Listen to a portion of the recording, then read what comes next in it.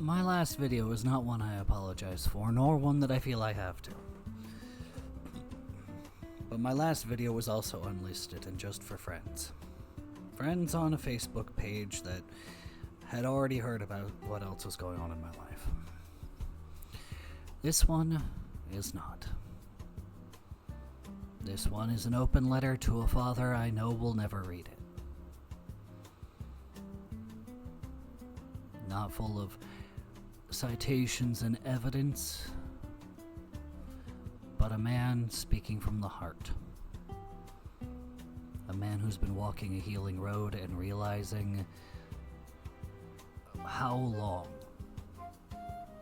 I have let things be what they are. Anybody who wants to try and tell me I'm wrong, misinformed, have partial information, or am a deceitful liar, you are more than welcome to sit down, have a conversation with me, prove to me I'm wrong, or at least express your distaste and displeasure with me. Anybody who's known me for a long time knows that I'm not actually afraid of that. It's pretty standard. Uncomfortably honest questions are so part and parcel of me that I'm usually the one asking them. But anybody who's been around for the last few decades of my life, they know the relationship I have with my father and how complicated it can be. And I see the wisdom in the people who prefer to stay out of it. So much so that on my healing road through my own therapy, I'm taking very much the same path now myself.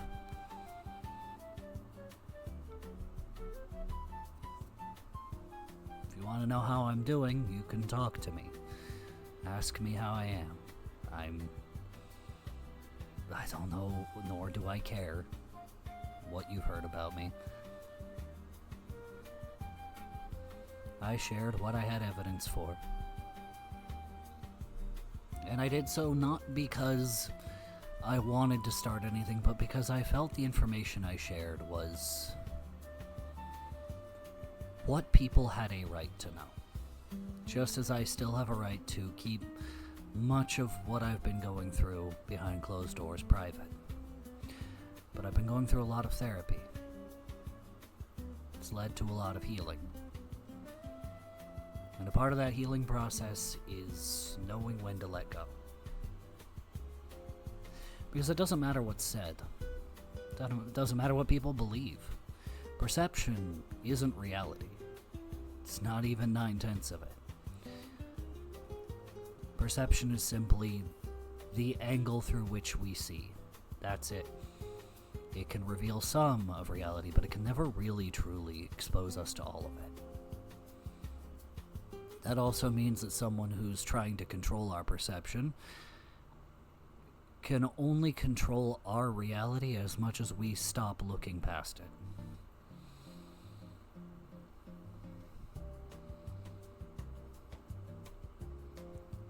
I want nothing to do with my father. I don't want to talk to him, I don't want to look at him, I don't want to hear his voice.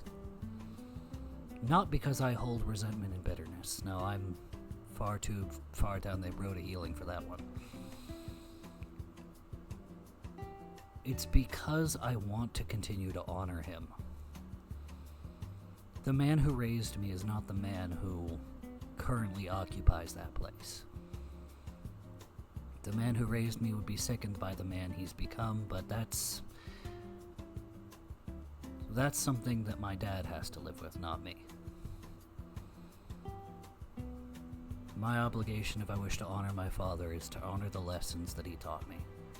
The same lessons that when my life was falling apart, and I went through things no other father, husband, or son should ever have to go through, made me stay close to my principles and honor what truly matters.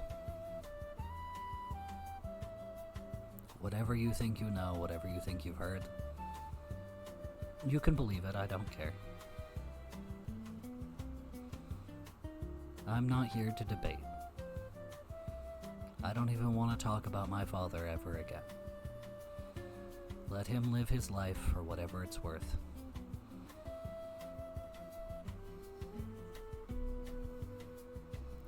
For my part, I'm going to be sticking to my principles, sticking to my beliefs, and sticking to the God that carried me through these difficult times.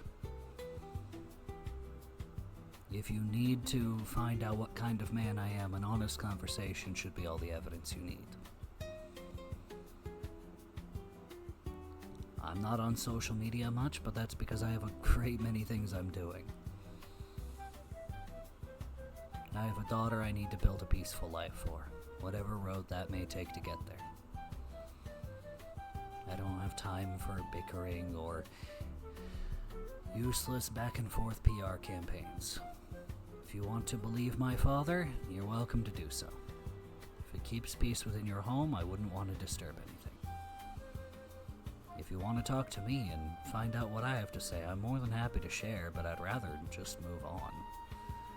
I have too many things I need to get done and a life to build, again, for my daughter. My methods are strange, my tactics unusual, but that's also how I get things done. Not typical, but productive when used effectively.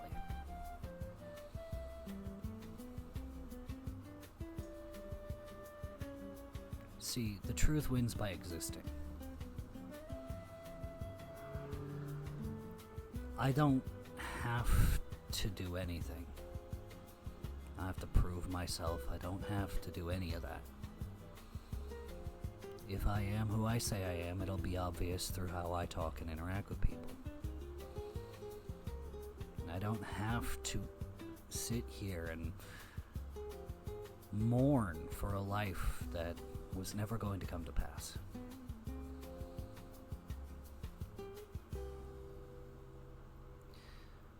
So, whatever you think of my father, whatever you think of me, all of it's inconsequential. You live by your principles, you do what you think is right. I will continue to serve Jehovah as best I know how. And, in the end, only time will tell.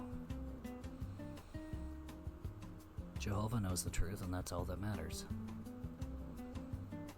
I wish you all well, and may you have a lovely day.